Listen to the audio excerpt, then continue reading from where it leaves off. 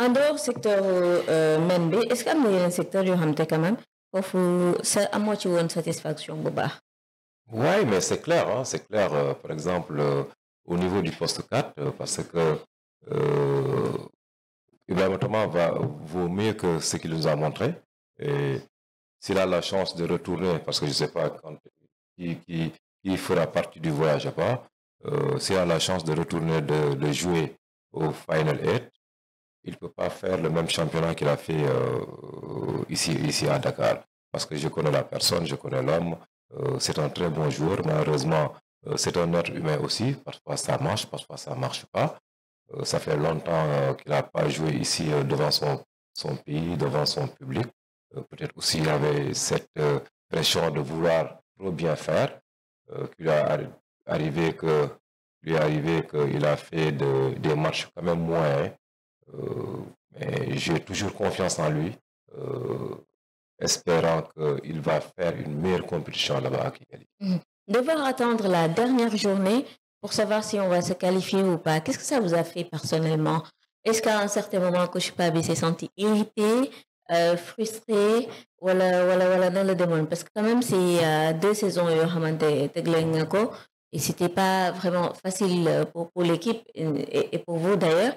À un certain moment, quand je voyais Chris Nek, mais Coach Pabi, comment il va régler l'histoire de ces joueurs? Est-ce qu'on va encore revenir sur l'épisode moi ba c'est jàppale ma ci turu joueur bi Stoglin la woon non Terel Stoglin la quand même c'est 2 parties peut-être fii amoon na benn effectif boo xamante c'était plus raisonnable plus en fait si c'était pas discipliné dans le jeu c'est quand même discipliné sur le terrain et dans la conversation nan nga dundee yenn jafe-jafe yooyu nga xamante dund nga ko jusqu'au dernier moment pour savoir. Moi j'étais très confiant parce que j'ai l'habitude d'avoir des difficultés dans ce genre de compétition.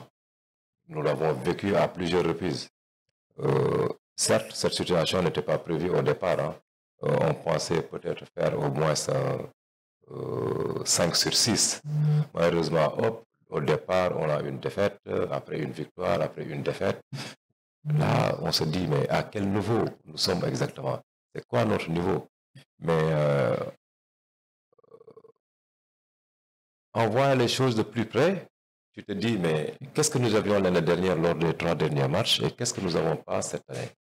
Cette année, nous n'avons pas un Jean-Jacques compétitif. Il était inactif depuis pratiquement 5 mois. Et un meneur de jeu, c'est un poste très important au basket. Parce que sur le plan défensif, il n'y avait rien à dire. Nous étions l'équipe la plus défensive de toutes les conférences réunies.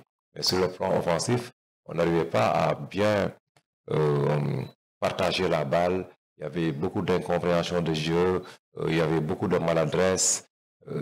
Alors là, c'était difficile. J'ai essayé de parler aussi à mes joueurs après avoir perdu les 2 matchs pour leur faire comprendre que arrêtez, maintenant stop, parce que ça ne peut pas continuer comme ça. Là, nous allons jouer notre 3e match, notre 6e et dernier match. Il y a deux possibilités. Que les Tunisiens perdent et qu'on perde, qu'on soit 3e et qu'on se qualifie. Mais moi, je ne veux pas de cela. Si vraiment vous voulez me voir du voyage, il faut qu'on gagne, les Rwandais et qu'on soit 2e. Parce que si nous on se qualifie en étant 3e, moi je ne serai pas du voyage. Ah oui, clairement. Oui, clairement. Même lors du briefing, ça a été très clair avant le match. Nous avions fait déjà les vidéos, tout était prêt. On est resté jusqu'à 5 h du matin avec Coach Parfait à faire les vidéos. À 9 h, on les a présentés dans la salle. Avant que Coach Parfait ne prenne la parole, je les ai dit, maintenant on va parler d'homme à homme. Vous savez ce que je pense de vous. Les principes n'ont jamais changé depuis ces 5 matchs-là. C'est quoi?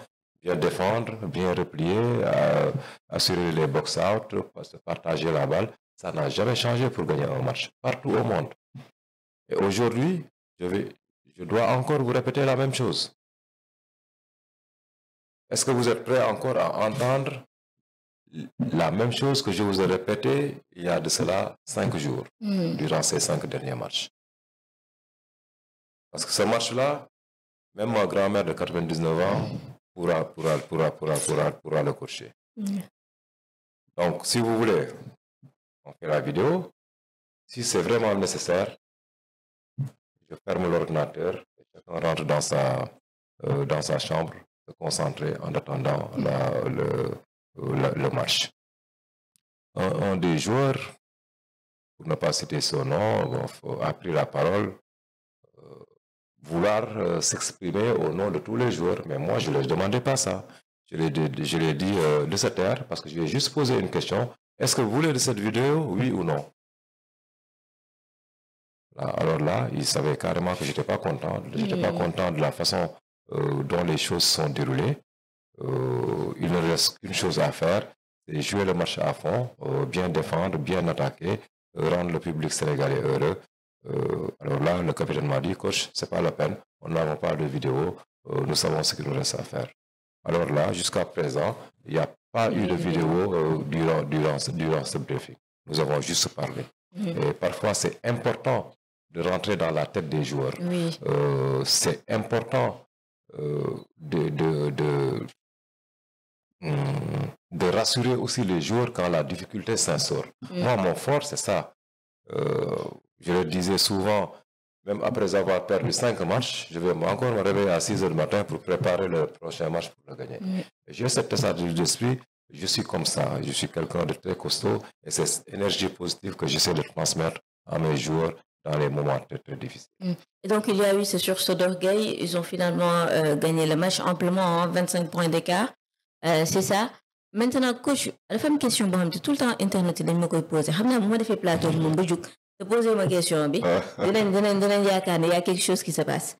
Pourquoi Al-Khali ne chute pas? Qui ça? Al-Khali. Là, il va falloir lui répondre parce que franchement, je lui ai donné toute la liberté qu'il veut. Je l'ai eu depuis qu'il a 17 ans, je pense. Oui. Ça veut dire que je lui fais confiance.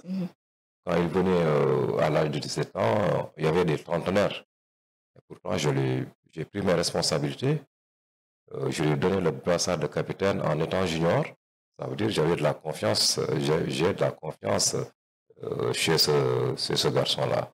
Dans le jeu, je l'ai guidé depuis pratiquement 8 ou 9 ans. Et son problème, c'est son shoot. Et en basket maintenant, pour qu'un meneur soit dangereux, il faut qu'il prenne des shoots pour pouvoir désarticuler la défense quand il prend un écran. C'est la différence de Jean-Jacques. Jean-Jacques, il est beaucoup plus farfelu. Donc 2 caractères et 2 jeux différents. Je voudrais un peu de Jean-Jacques dans Al-Khali et un peu de Al-Khali dans Jean-Jacques. Comme ça, ils seront d'excellents meneurs.